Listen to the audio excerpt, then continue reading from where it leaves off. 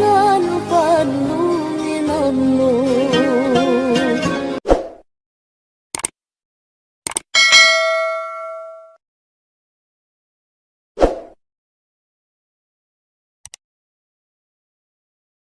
Terima kasih Gus Bahak ya.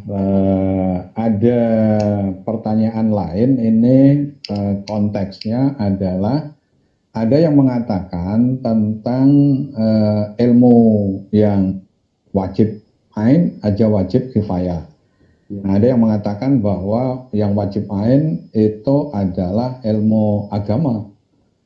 Nah, wajib kifayahnya itu adalah ilmu-ilmu yang lain. Tetapi ada yang membantah, kebetulan kami ini base camp-nya ada di Fakultas Teknik. Bukankah orang tua itu mengirim belajar ke Fakultas Teknik? Atau sebaliknya, kami dari Fakultas Psikologi bahwa wajibnya itu psikologi. Nah, pemahaman tentang ilmu yang wajib ain, wajib kifayah, berkaitan dengan tadi tanggung jawab, kalau itu intelektual muslim atau mungkin sebagai mahasiswa muslim, itu esensinya seperti apa, Gus? Terima kasih. Saya kira demikian. Jadi kita yang nekuni Al-Quran ya, saya akan nekuni tafsir. Sebetulnya dikotomi itu memang nggak pernah ada ya. Misalnya kita yang nekuni ilmu astronomi ya, atau falak. Kan lalu misalnya ilmu astronomi dianggap itu ilmu umum. Ilmu geologi juga dianggap ilmu umum. Padahal kita yang nekuni tafsir itu ya biasa bicarakan misalnya waladzi ja'ala syamsa dia awal qamara nuran wa qaddarahu manazila li ta'lamu 'adada sinin awal,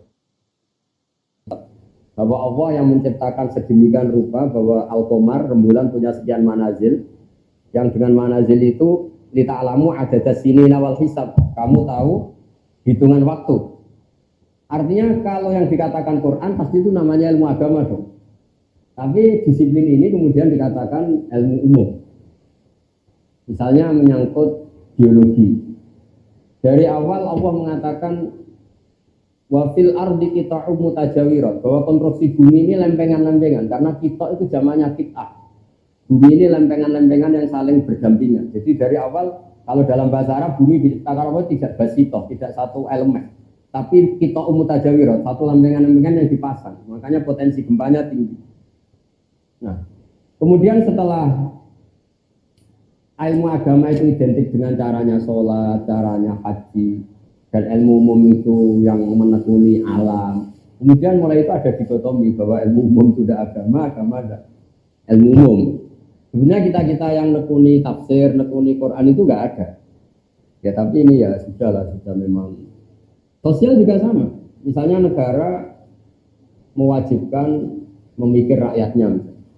Di kita, kaidah fikih kita juga tasarruful imam ala ra'iyah manutun bil maslahah, bahwa hubungannya imam presiden dengan rakyat adalah hubungan kemaslahatan. Dan kita juga punya aturan-aturan kalau presiden atau waliul amri memerintahkan sesuatu yang tidak maksiat, kita wajib loyal. Nah, tapi kemudian tadi entah di mana asal usulnya ilmu agama ini dianggap yang berdoain itu ilmu agama, tapi ilmu agama yang mana? Sebetulnya karena ilmu agama itu banyak. Mengetahui halal haram itu ya berdoain, terus ngerti najis dan sebagainya juga berdoain.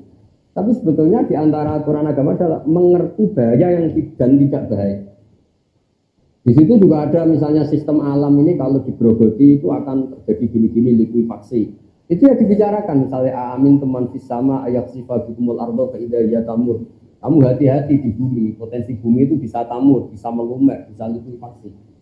Terus kata Allah, kamu di bumi juga jangan merasa aman, sahaja benda di langit setiap saat itu bisa jatuh.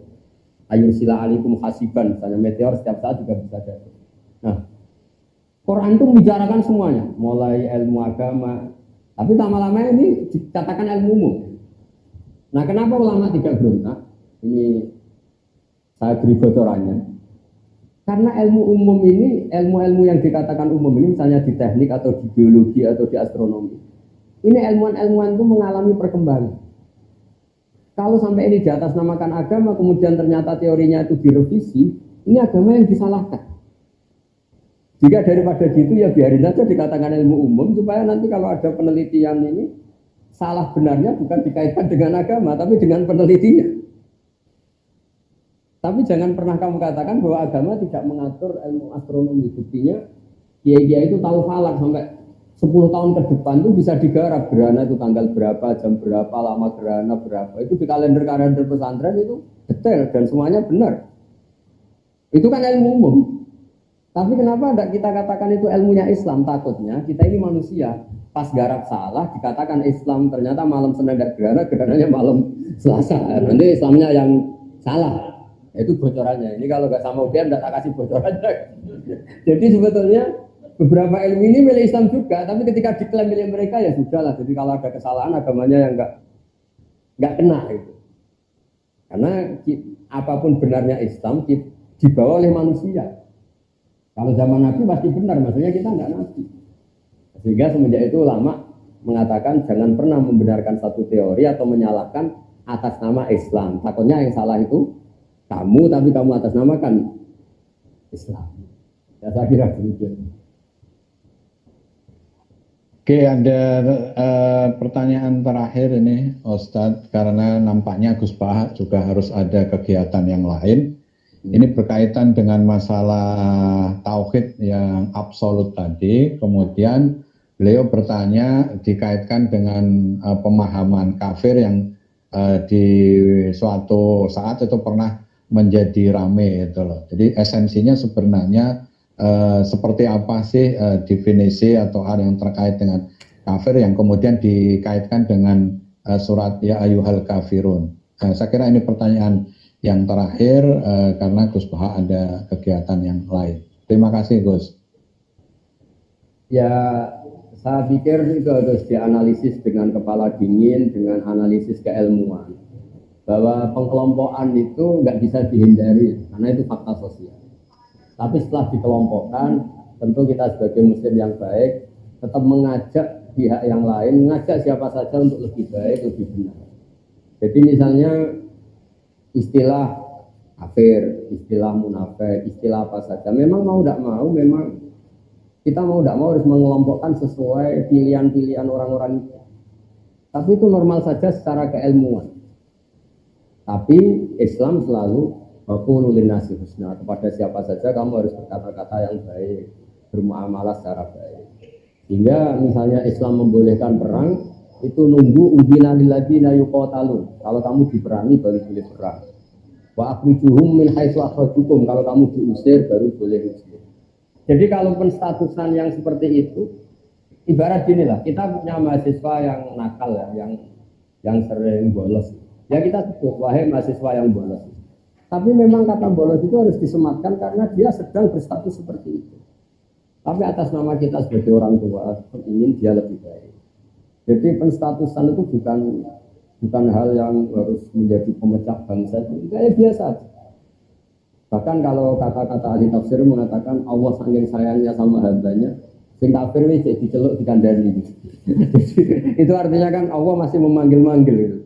Jadi sing kafirnya dipanggil-panggil untuk kembali, saking baiknya Allah.